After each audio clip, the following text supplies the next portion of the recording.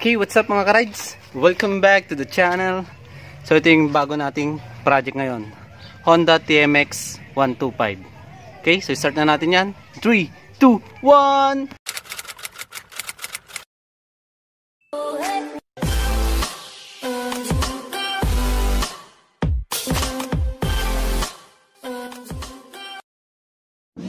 So ito mga ka-rides, panda rin natin. Titignan natin yung problema nito. Ayan.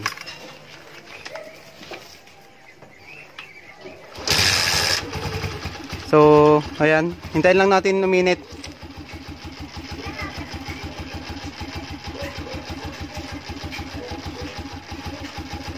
Bale ito kasi, yung revolution natin, hindi daw nagtutuloy.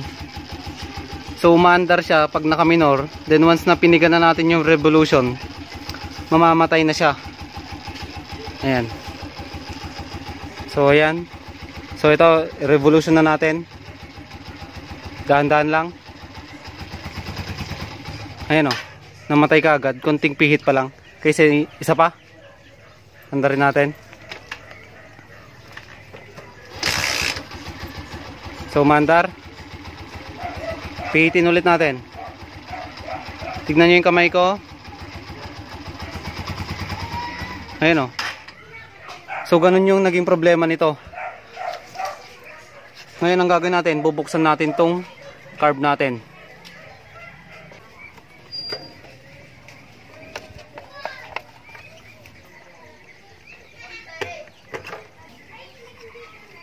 So, ito mga ka-rides. Ito yung carb natin. Ngayon, pupunta tayo sa table natin para tignan yung loob ng carb natin. Ayan, nandito na tayo sa table natin. Tapos ito yung carb natin. So ang gagawin natin, buksan na natin kaagad.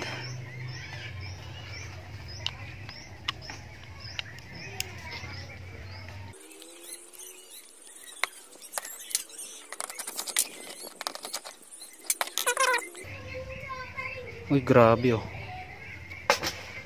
Paano na naman kaya andar to? Ayan oh. So mapapansin nyo, may halong tubig yung gasolina. Ayan o.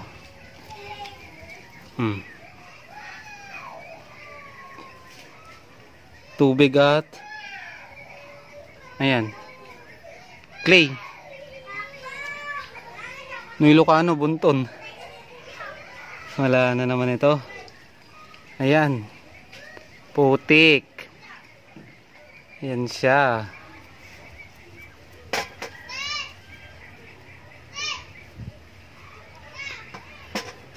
Tanggalin muna natin itong mga hose natin.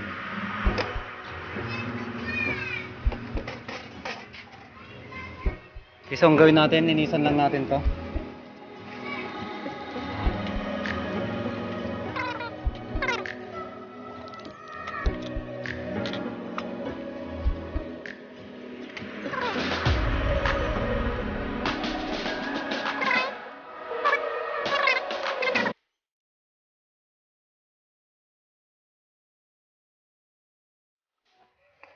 So itong air mixture na ay itong fuel mixture natin, hindi na natin to gagalawin kasi nga naka-timing to. Okay, linis time. Dito muna sa labas.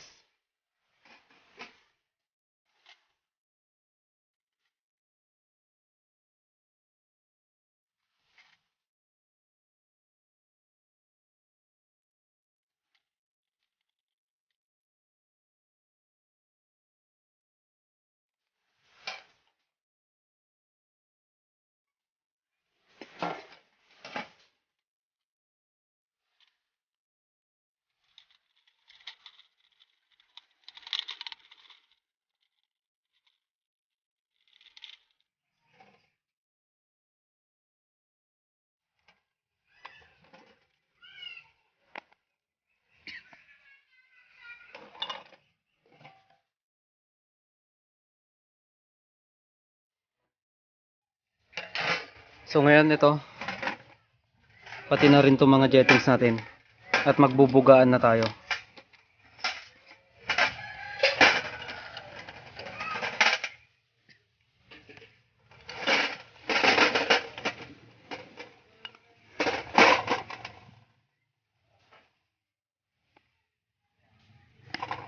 So ang goal lang natin, itong dalawang jet na to, main jet, pilot jet, dapat may butas yung mga yan.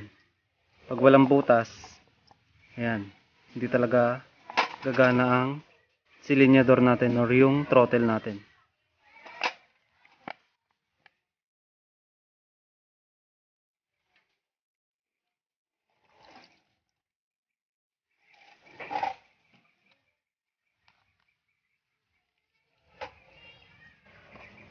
Okay, so bubugan na natin. Gamit tayo ng manual compressor.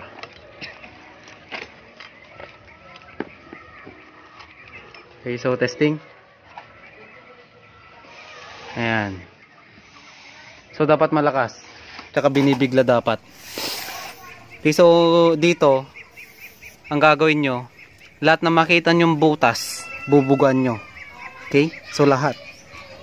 So panoorin nyo lang. Dito muna tayo sa gasolina. So dito sa gas, dapat palabas. Kasi kapag may buhangin dito, may buhangin sa loob niyan, lalabas dito, may tendency magasgas yung copper na to. Itong sinasabi kong fuel barrel. So dito tayo sa mga butas ulit. Yan o. So may konti yan. Diyan meron din. Yan.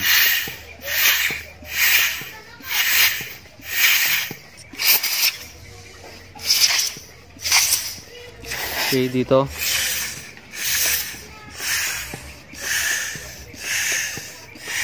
Yan o. So daanan to ng mga hangin. Ayan o.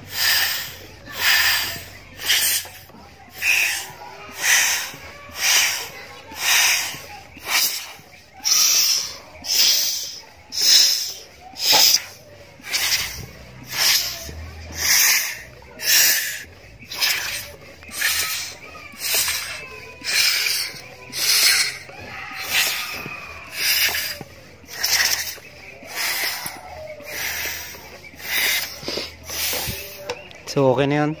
Next tong main jet. So meron. May mga butas-butas din yan dyan. Yung mga malilit na yan.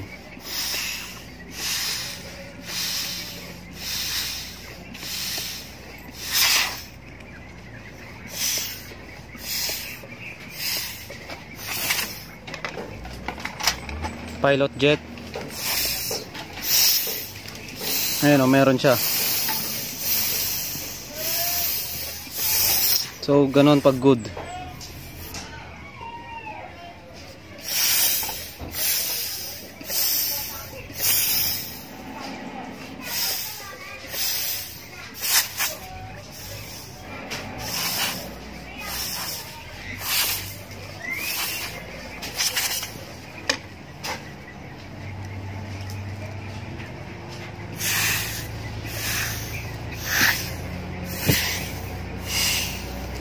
So ito yung overflow natin.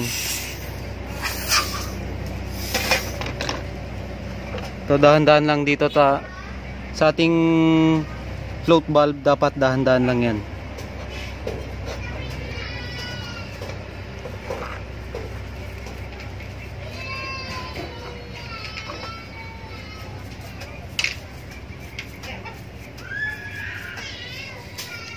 So okay na to. Bali yung mga konting bara, yan, malaking dulo. Pag may konting bara na kasi sa mga main jet tsaka pilot jet natin, malaki ng epekto yun sa carb natin. So good na yan.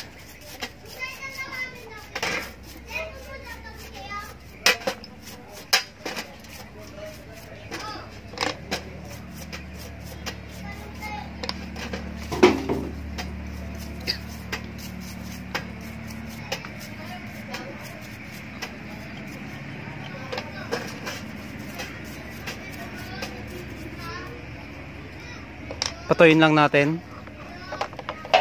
Tapos rebuild na tayo. Okay, so rebuild na tayo. Panoorin nyo lang.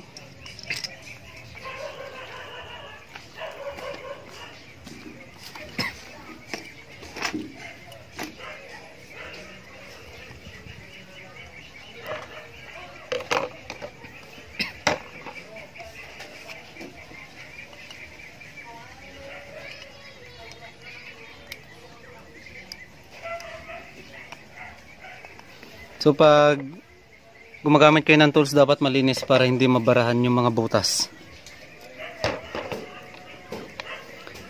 So ito, may guide naman tong float valve natin.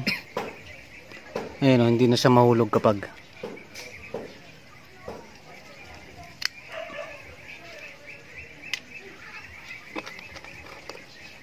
So maganda rito, hindi na-adjust tong floater natin.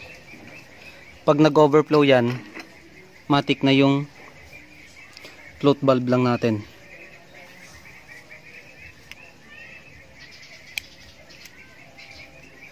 So dapat naglalaro yan.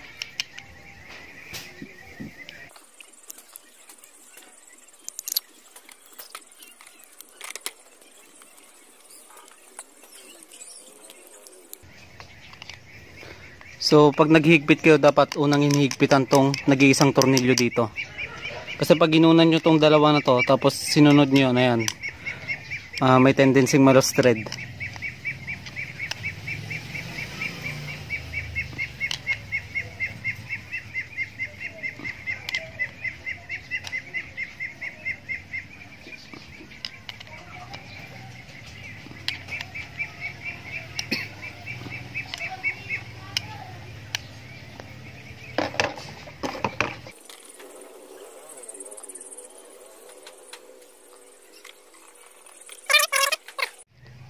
Okay, kakabit na natin.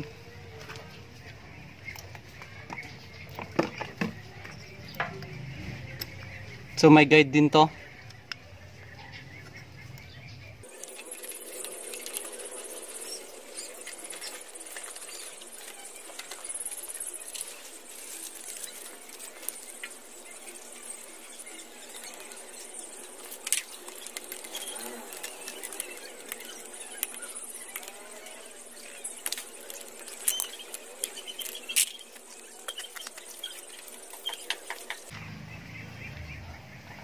Tatanggalin natin yung drain bolt. So meron nang lumalabas na gas. Sara natin.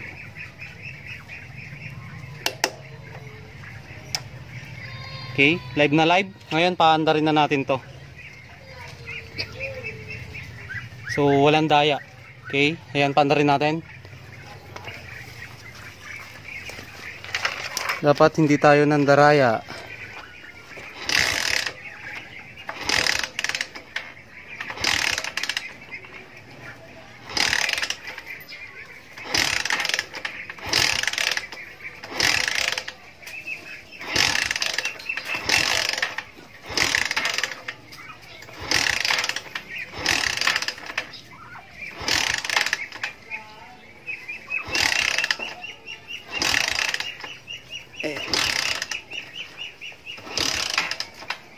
Okay, so ayusin mo lang.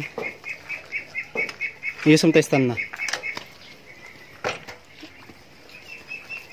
Ayusin mo, sige. Kabababa na lang yung gasolina nata. Okay, game.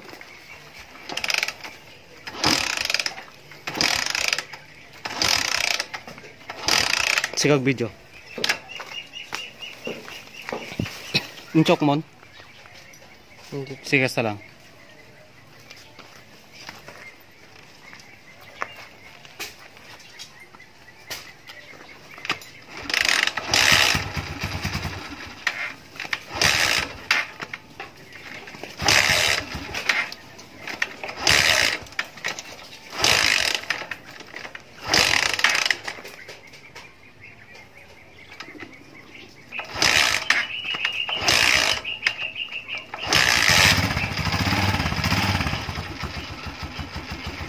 So yan mga ka-rides, walang edit yan ha. Revolution na natin.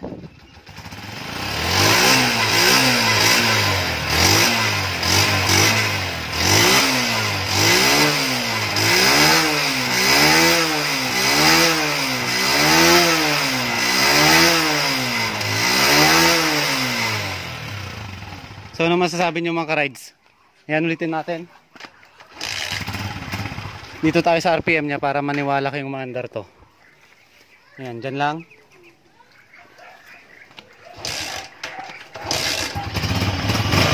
So yun yung RPM.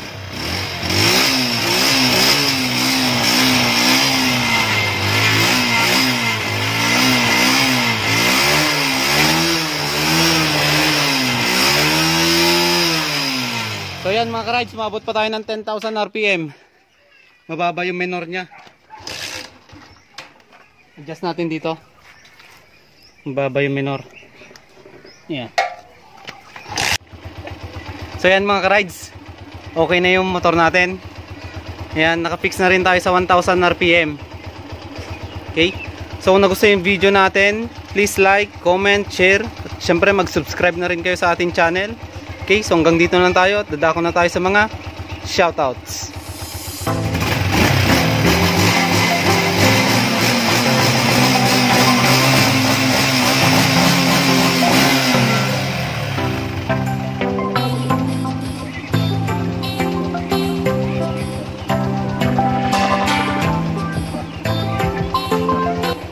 Ayan, unahin na natin si Sir Shad Leon, kay Sir Jimmy Malsi ng Valenzuela City, kay Sir Boy Siga ng Makati, kay Ma'am Pamela Tanong, siyempre sa Uno Motorcycle Parts dyan sa Calatagan, Batangas, siyempre kay Sir Lone Rider TV, kay Sir Eliezer de la Peña, kay Sir Armando Calma ng Pampanga, kay Sir Emmanuel Pacifico, siyempre kay Sir Joseph Encarnacion, at last siyempre kay Sir Mel Benz TV ng Canada.